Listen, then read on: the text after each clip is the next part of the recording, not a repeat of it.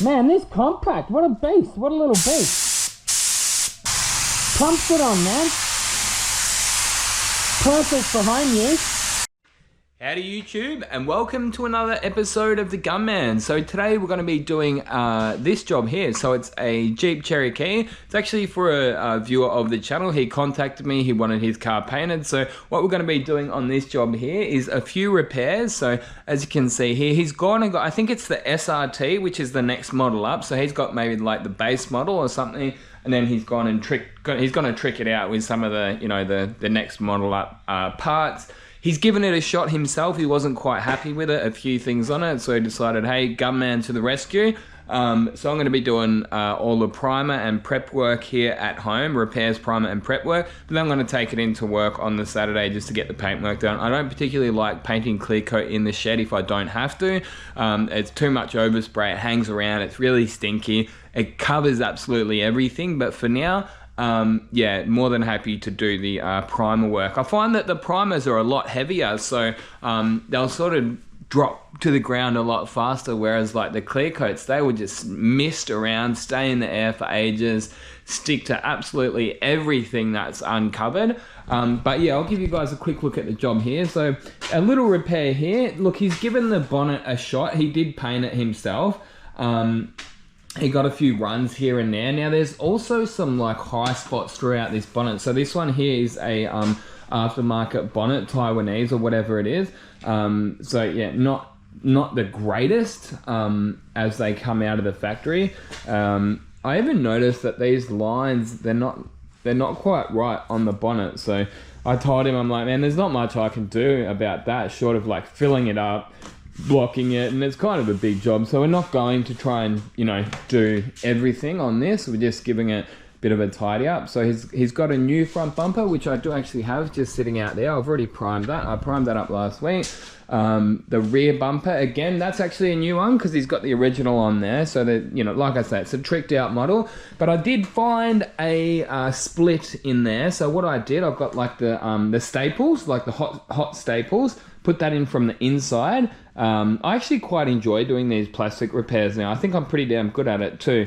Yeah, Mr. Humble over here, but then we use the 2-pack glue. So what I've got over here, I'll give you a look at the product if I can find it. There it is. So that's the product number if you're looking for it, but semi-rigid plastic repair 34240, the 3M product there. Awesome product. Now, you could probably get away without putting the staples in, but the way I see it, it's just an extra layer of defense just to sort of hold it in there a little bit stronger. Depending, like if it's a really big crack, what I'll do is I'll even get like the mesh matting and put that in on the inside too.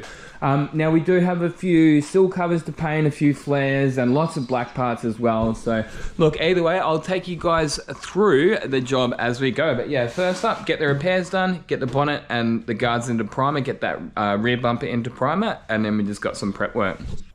So you may have noticed a little bit of a change of scenery since last time we did some work in my garage, because I have recently moved. So yeah, a bit of an improvement on the size of the garage, but I haven't completely finished the setup. Sometimes you've just got to get in, do what you need to do, set up what you need to set up, and I will definitely improve the setup as I go.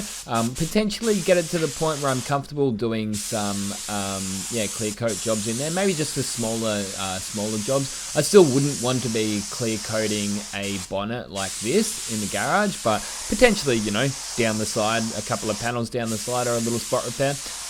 But yes, stay tuned, watch this space. Hopefully I'm going to be uploading a bit more regularly. I've been quite busy, and a big part of that is because I have recently done that big move, and the house has been needing a little bit of a renovation. So all of that aside, I finished off the repairs on that bonnet. It was pretty straight.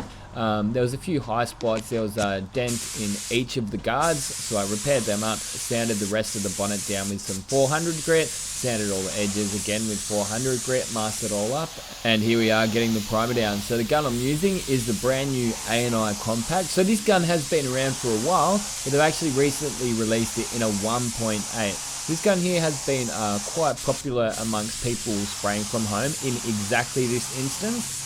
But previously, the largest tip size you could get this gun in was 1.4, so it might be okay for priming, but obviously going to be a little bit slower. But as you can see, in an instance like this, where we're going lightning fast, just smashing over that bonnet really fast. So I can imagine, look, whilst it is winter here at the moment, even in summer, you'd get some good performance out of it when you really do need to get that material on quite fast, or it can start drying as you're applying, which is something that you really don't want. So yeah, anyone that's doing sort of homework or something like, spray painting from home, and they do have like a small to medium compressor, I do highly recommend looking at one of these guns. So they do them in like a kit. So I've done a review on the A&I Compact with the 1.0 and the 1.3, but like I say, they've only recently just released it in the 1.8. So you could potentially get the kit with, say, the 1.8 and the 1.0, or the 1.8 and the 1.3. 1.3, you could do a respray on it if you wanted to. Look, personally, it wouldn't be my first choice for a respray in the 1.3, but, you know, in the instance when that's all I had, and so I was just painting in a shed at home, yeah, potentially I could see myself going for it. But again, like I say, I spray in the workshop day in, day out, so I'm going to be using more of a full-size spray gun. But yeah, I'm going to be doing a couple more videos on this car here. I'm going to be doing a prep one, which is, you know, prep work from home. And then I'll be taking it into the booth at work, and yeah, we'll be doing a spray painting video on it too. I'm actually going to be using the quartz liquid glass, because of course this is, you know, a job that I took on by myself, so I'm using my own materials where possible. But yeah, the quartz liquid glass, oh man, it came out really good. So I'm actually kind of looking forward to sharing the clear coat video with you guys. So yeah, stay tuned for that. Yeah, this respirator is actually doing quite well. I can't smell anything. Eye protection as well.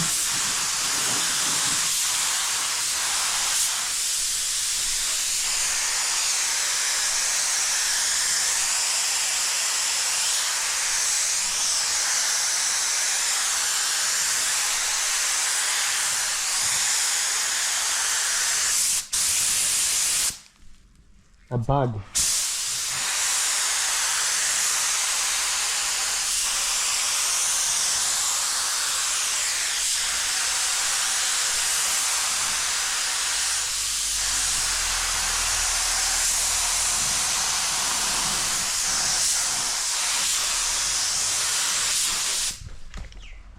Flick you back on.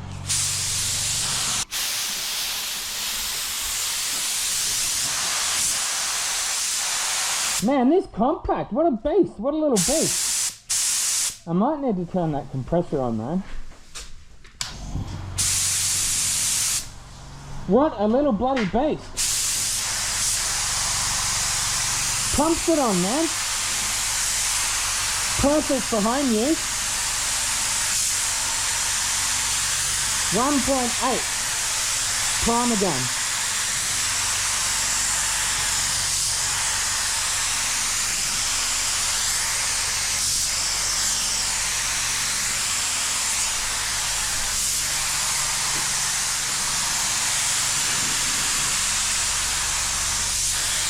Oh well, Alex should be happy with his car. Bloody better be. I'll sort him out.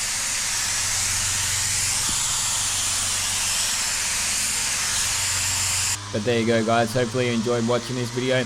We'll be doing a prep work video. We do the prep work from home, and then, as I said before, we're going to be taking it into the booth, and I'll be doing a spray painting video. If you enjoyed watching, be sure to give it a big thumbs up, and until next time, get out there and paint some shit. Gunman out.